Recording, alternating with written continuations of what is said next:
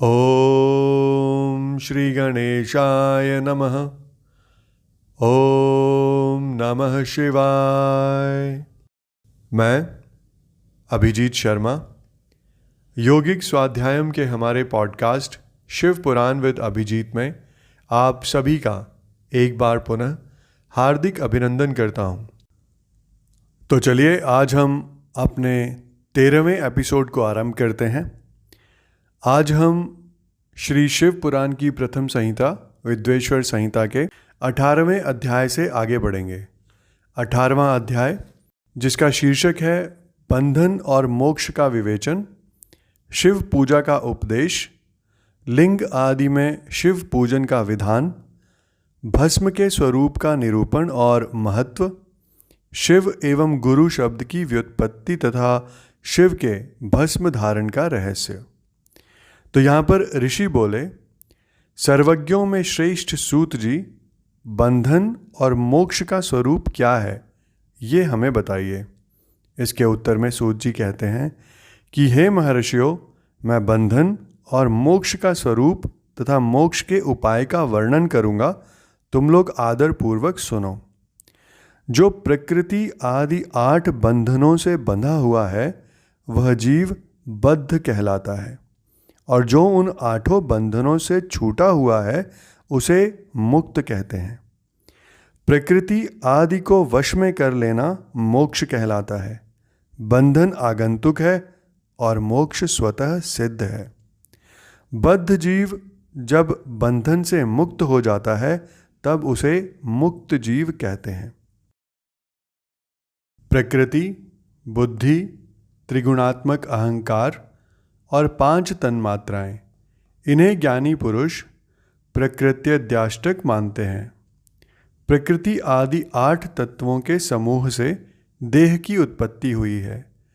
देह से कर्म उत्पन्न होता है और फिर कर्म से नूतन देह की उत्पत्ति होती है। इस प्रकार बारंबार जन्म और कर्म होते रहते हैं। शरीर को स्थूल, सूक्ष्म और कारण के भेद से 3 प्रकार का जानना चाहिए। स्थूल शरीर जागृत अवस्था में व्यापार करने वाला, सूक्ष्म शरीर जागृत और स्वप्न अवस्थाओं में इंद्रिय भोग प्रदान करने वाला, तथा कारण शरीर सुषुप्त अवस्था में आत्म आनंद की अनुभूति कराने वाला कहा गया है। जीव को उसके प्रारब्ध कर्मानुसार सुख दुख प्राप्त होते हैं। वह अपने पुण्य कर्मों के फलस्वरूप सुख और पाप कर्मों के फलस्वरूप दुख का उपभोग करता है। अतः कर्म पाश से बंधा हुआ जीव अपने त्रिविध शरीर में होने वाले शुभ अशुभ कर्मों द्वारा सदा चक्र की भांति बारंबार घुमाया जाता है। इस चक्रवत भ्रमण की निवृत्ति के लिए चक्रकर्ता का स्तवन एवं आराधन करना चाहिए। प्रकृति आदि जो 8 पाश बतलाए गए हैं उनका समुदाय ही महाचक्र है, और जो प्रकृति से परे है वे परमात्मा शिव हैं। भगवान महेश्वर ही प्रकृति आदि महाचक्र के कर्ता हैं, क्योंकि वे प्रकृति से परे हैं। जैसे बकायन नामक वृक्ष का थाला जल को पीता और उगलता है, उसी प्रकार शिव प्रकृति आदि को अपने वश में करके उस पर शासन करते हैं। उन्होंने सबको वश में कर लिया है, इसलिए वे शिव कहे गए हैं। शिव ही सर्वज्ञ, परिपूर्ण तथा निष्प्रह हैं। सर्वज्ञता, तृप्ति, अनादिबोध, स्वतंत्रता, नित्य अलुप्त शक्ति से संयुक्त होना और अपने भीतर अनंत शक्तियों को धारण करना। महेश्वर के इन 6 प्रकार के मानसिक ऐश्वर्यों को केवल वेद जानता है। अतः भगवान शिव के अनुग्रह से ही प्रकृति आदि 8 तत्व वश में होते हैं।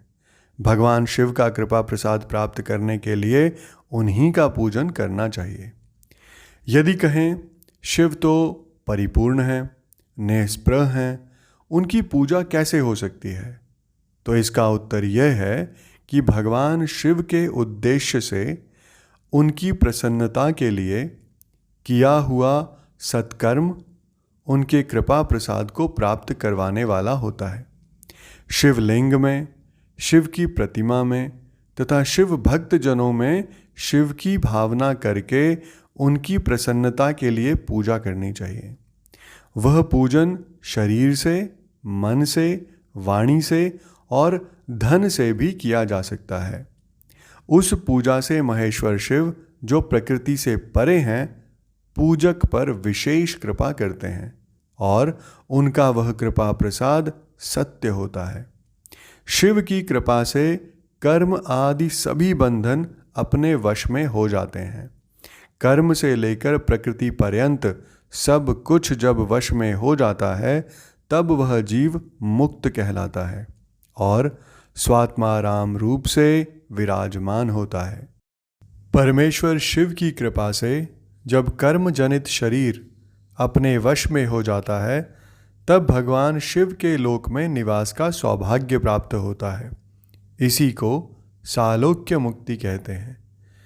जब तन्मात्राएं वश में हो जाती हैं, तब जीव जगदम्बा सहित शिव का सामीप्य प्राप्त कर लेता है। यह सामीप्य मुक्ति है। उसके आयुध आदि और क्रिया आदि सब कुछ भगवान शिव के समान हो जाते हैं। भगवान का महाप्रसाद प्राप्त होने पर बुद्धि भी वश में हो जाती है। बुद्धि प्रकृति का कार्य है। उसका वश में होना सारिष्टि मुक्ति कहा गया है। पुनः भगवान का महान अनुग्रह प्राप्त होने पर प्रकृति वश में हो जाएगी। उस समय भगवान शिव का मानसिक ऐश्वर्य बिना यत्न के ही प्राप्त हो जाएगा। सर्वज्ञता और तृप्ति आदि जो शिव के ऐश्वर्य हैं, उन्हें पाकर मुक्त पुरुष अपने आत्मा में ही विराजमान होता है। वेद और शास्त्रों में विश्वास रखने वाले विद्वान पुरुष इसी को सायुज्य मुक्ति कहते हैं। इस प्रकार लिंग आदि में शिव की पूजा करने से क्रमशः मुक्ति स्वतः प्राप्त हो जाती है। इसलिए शिव का कृपा प्रसाद प्राप्त करने के लिए तत्संबंधी क्रिया आदि के द्वारा उन्हीं का पूजन करना चाहिए। शिव क्रिया, शिव तप, शिव मंत्र जाप, शिव ज्ञान और शिव ध्यान के लिए सदा उत्तरोत्तर अभ्यास बढ़ाना चाहिए। प्रतिदिन प्रातः काल से रात को सोते समय तक और जन्म काल से लेकर मृत्यु पर्यंत सारा समय भगवान शिव के चिंतन में ही बिताना चाहिए। सद्योजातादि मंत्रों द्वारा तथा नाना प्रकार के पुष्पों से जो शिव की पूजा करता है, वह शिव को ही प्राप्त होता है। इसके उपरांत ऋषि बोले, उत्तम व्रत का पालन करने वाले सूत जी, लिंग आदि में शिवजी की पूजा का क्या विधान है, ये हमें बताइए। इसके उत्तर में सूत जी कहते हैं कि हे द्विजो, मैं लिंगों के क्रम का यथावत वर्णन कर रहा हूँ, तुम सब लोग सुनो। यह प्रणव ही समस्त अभीष्ट वस्तुओं को देने वाला प्रथम लिंग है। उसे सूक्ष्म प्रणव रूप समझो। सूक्ष्म लिंग निष्कल होता है और स्थूल लिंग सकल। पंचाक्षर मंत्र को ही स्थूल लिंग कहते हैं। उन दोनों प्रकार के लिंगों का पूजन तप कहलाता है। वे दोनों ही लिंग साक्षात मोक्ष देने वाले हैं। पौरुष लिंग और प्रकृति लिंग के रूप में बहुत से लिंग हैं। उन्हें भगवान शिव ही विस्तार पूर्वक बता सकते हैं, कोई दूसरा नहीं जानता। पृथ्वी के विकारभूत जो जो लिंग ज्ञात हैं, उनको मैं तुम्हें बता रहा हूँ। उनमें स्वयंभुव लिंग प्रथम है, दूसरा बिंदु लिंग, तीसरा प्रतिष्ठित लिंग, चौथा चर लिंग और पांचवा गुरु लिंग है। देव ऋषियों की तपस्या से संतुष्ट हो उनके समीप प्रकट होने के लिए पृथ्वी के अंतर्गत बीज रूप से व्याप्त हुए भगवान शिव वृक्षों के अंकुर की भांति भूमि को भेद कर नाद लिंग के रूप में व्याप्त हो जाते हैं। वे स्वतः व्यक्त हुए शिव ही स्वयं प्रकट होने के कारण स्वयंभू नाम धारण करते हैं। ज्ञानीजन उन्हें स्वयंभू लिंग के रूप में जानते हैं। उस स्वयंभू लिंग की पूजा से उपासक का ज्ञान स्वयं ही बढ़ने लगता है। सोने चांदी आदि के पत्र पर, भूमि पर अथवा वेदी पर अपने हाथ से लिखित जो शुद्ध प्रणव मंत्र रूप लिंग है, उसमें तथा मंत्र लिंग का आलेखन करके उसमें भगवान शिव की प्रतिष्ठा और आवाहन करें। ऐसा बिंदु नादमय लिंग स्थावर और जंगम दोनों ही प्रकार का होता है। इसमें शिव का दर्शन भावनामय ही है, ऐसा निस्संदेह कहा जा सकता है। जिसको जहाँ भगवान शंकर के प्रकट होने का विश्वास हो, उसके लिए वहीं प्रकट होकर वे अभीष्ट फल प्रदान करते हैं। अपने हाथ से लिखे हुए यंत्र में अथवा अकृत्रिम स्थावर आदि में भगवान शिव का आवाहन करके 16 उपचारों से उनकी पूजा करें। ऐसा करने से साधक स्वयं ही ऐश्वर्य को प्राप्त कर लेता है और इस साधन के अभ्यास से उसको ज्ञान भी होता है।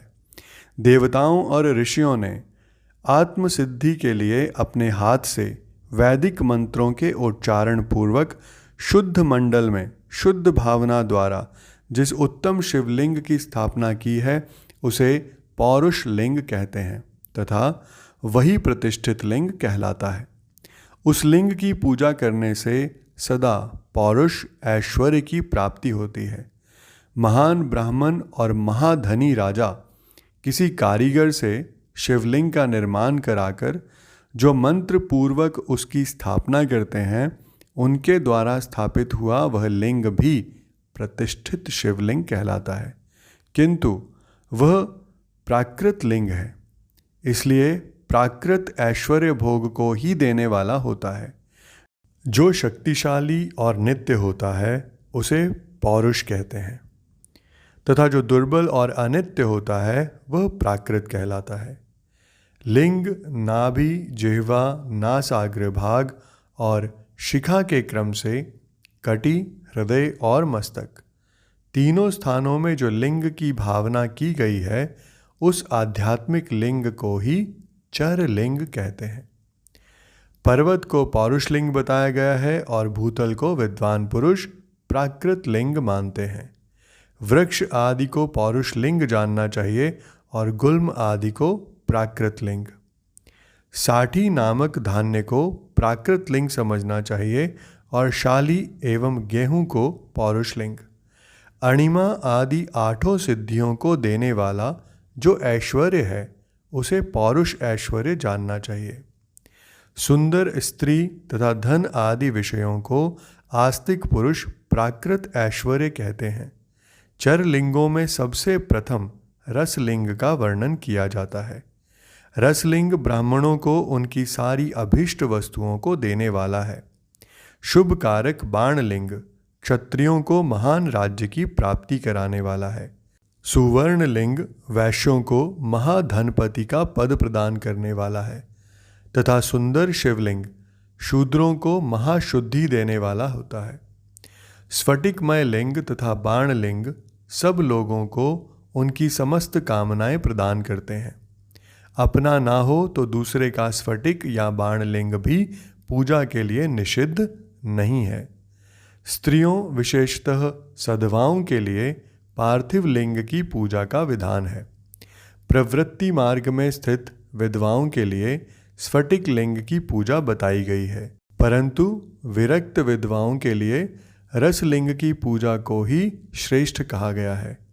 उत्तम व्रत का पालन करने वाले महर्षियों बचपन में, जवानी में और बुढ़ापे में भी शुद्ध स्फटिकमय शिवलिंग का पूजन स्त्रियों को समस्त भोग प्रदान करने वाला है। ग्रह आसक्त स्त्रियों के लिए पीठ पूजा भूतल पर संपूर्ण अभीष्टों को देने वाली है। प्रवृत्ति मार्ग में चलने वाला पुरुष सुपात्र गुरु के सहयोग से ही समस्त पूजा कर्म संपन्न करे।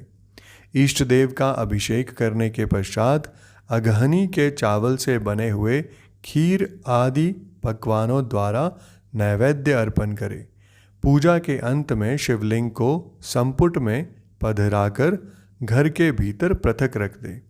जो निवृत्ति मार्गी पुरुष हैं, उनके लिए हाथ पर ही शिवलिंग की पूजा का विधान है। उन्हें भिक्षा आदि से प्राप्त हुए अपने भोजन को ही नैवेद्य रूप में निवेदित करना चाहिए। निवृत्त पुरुषों के लिए सूक्ष्म लिंग ही श्रेष्ठ बताया गया है। वे विभूति के द्वारा पूजन करें और विभूति को ही नैवेद्य रूप से निवेदित भी करें। पूजा करके उस लिंग को सदा अपने मस्तक पर धारण करें। विभूति 3 प्रकार की बताई गई है: लोकाग्निजनित, वेदाग्निजनित और शिव अग्निजनित। लोक अग्निजनित या लौकिक भस्म को द्रव्यों की शुद्धि के लिए लाकर रखें।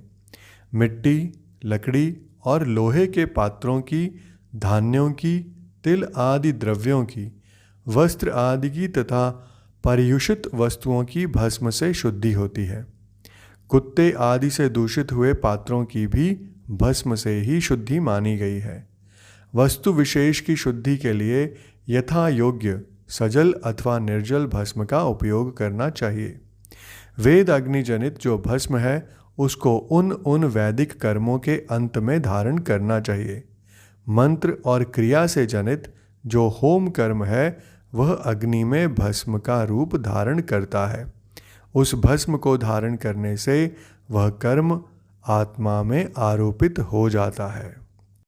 अघोर मूर्तिधारी शिव का जो अपना मंत्र है उसे पढ़कर बेल की लकड़ी को जलाएं। उस मंत्र से अभिमंत्रित अग्नि को शिव अग्नि कहा गया है। उसके द्वारा जले हुए काष्ठ का जो भस्म है वह शिव अग्निजनित है। कपिला गाय के गोबर अथवा गाय मात्र के गोबर को तथा शमी, पीपल, पलाश, बड़, अमलतास और बेर इनकी लकड़ियों को शिव अग्नि से जलाएं। वह शुद्ध भस्म शिवाग्नि जनित माना गया है। अथवा कुश की अग्नि में शिव मंत्र के उच्चारण पूर्वक काष्ठ को जलाएं। फिर उस भस्म को कपड़े से अच्छी तरह छान कर नए घड़े में भरकर रख लें। उसे समय समय पर अपनी कांति या शोभा की वृद्धि के लिए धारण करें। ऐसा करने वाला पुरुष सम्मानित एवं पूजित होता है। पूर्व काल में भगवान शिव ने भस्म शब्द का ऐसा ही अर्थ प्रकट किया था।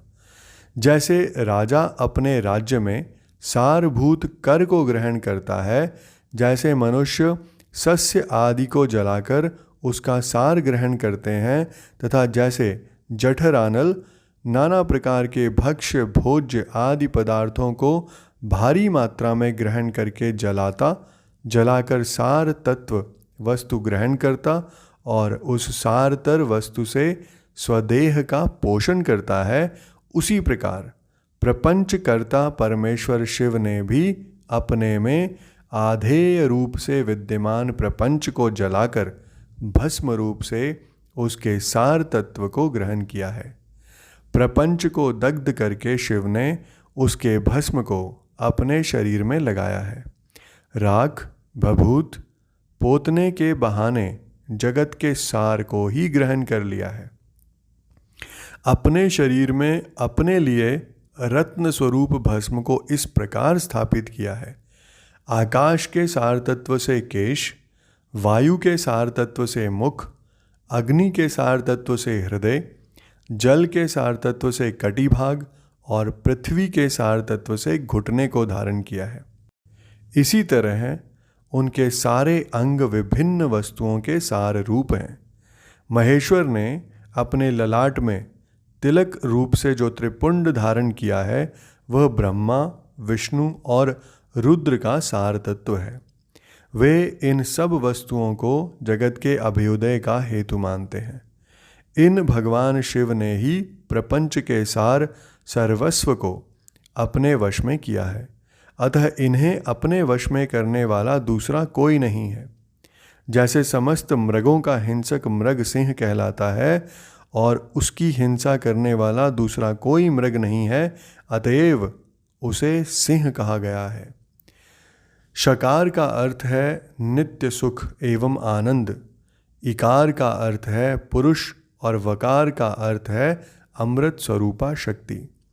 इन सब का सम्मिलित रूप ही शिव कहलाता है। अतः इस रूप में भगवान शिव को अपना आत्मा मानकर उनकी पूजा करनी चाहिए। अतः पहले अपने अंगों में भस्म मलें, फिर ललाट में उत्तम त्रिपुंड धारण करें। पूजा काल में सजल भस्म का उपयोग होता है और द्रव्य शुद्धि के लिए निर्जल भस्म का। गुणातीत परम शिव राजस आदि सविकार गुणों का अवरोध करते हैं, दूर हटाते हैं। इसलिए वे सबके गुरु रूप का आश्रय लेकर स्थित हैं।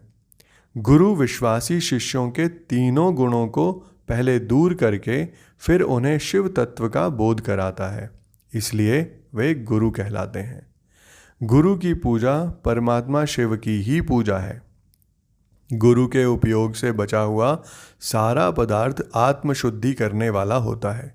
गुरु की आज्ञा के बिना उपयोग में लाया हुआ सब कुछ वैसा ही है जैसे चोर चोरी करके लाई हुई वस्तु का उपयोग करता है। गुरु से भी विशेष ज्ञानवान पुरुष मिल जाए तो उसे भी यत्नपूर्वक गुरु बना लेना चाहिए। अज्ञान रूपी बंधन से छूटना ही जीव मात्र के लिए साध्य पुरुषार्थ है।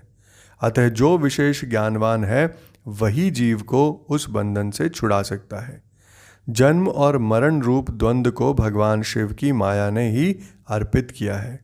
जो इन दोनों को शिव की माया को ही अर्पित कर देता है वह फिर शरीर के बंधन में नहीं पड़ता।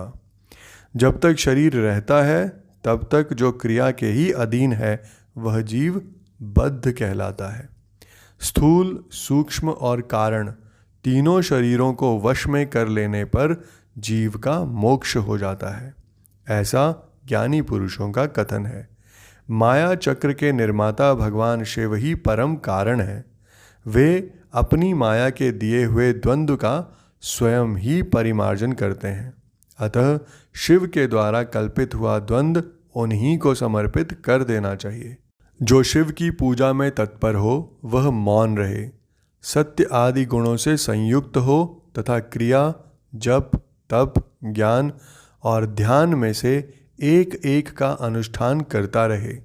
ऐश्वर्य, दिव्य शरीर की प्राप्ति, ज्ञान का उदय, अज्ञान का निवारण और भगवान शिव के सामीप्य का लाभ, ये क्रमशः क्रिया आदि के फल हैं। निष्काम कर्म करने से अज्ञान का निवारण हो जाने के कारण शिवभक्त पुरुष उसके यथोक्त फल को पाता है। शिवभक्त पुरुष देश, काल, शरीर और धन के अनुसार यथा योग्य क्रिया आदि का अनुष्ठान करे। न्यायोपार्जित उत्तम धन से निर्वाह करते हुए विद्वान पुरुष शिव के स्थान में ही निवास करे। जीव हिंसा आदि से रहित और अत्यंत क्लेश शून्य जीवन बिताते हुए पंचाक्षर मंत्र के जप से अभिमंत्रित अन्न और जल को सुख स्वरूप माना गया है। अथवा कहते हैं कि दरिद्र पुरुष के लिए भिक्षा से प्राप्त हुआ अन्न ज्ञान देने वाला होता है। शिव भक्त को भिक्षान्न प्राप्त हो तो वह शिव भक्ति को बढ़ाता है। शिव योगी पुरुष भिक्षा अन्न को शंभु सूत्र कहते हैं। जिस किसी भी उपाय से जहाँ कहीं भी भूतल पर शुद्ध अन्न का भोजन करते हुए सदा मौन भाव से रहें और अपने साधन का रहस्य किसी पर प्रकट ना करें, भक्तों के समक्ष ही शिव के महात्म्य को प्रकाशित करें। शिव मंत्र के रहस्य को भगवान शिव ही जानते हैं, दूसरा कोई नहीं। इसी के साथ हमारा आज का ये एपिसोड यहीं संपन्न होता है। मैं कल फिर से आपके समक्ष उपस्थित होऊंगा हमारे अगले एपिसोड के साथ। आप सबका मुझे इतने धैर्य एवं ध्यान से सुनने के लिए बहुत बहुत धन्यवाद।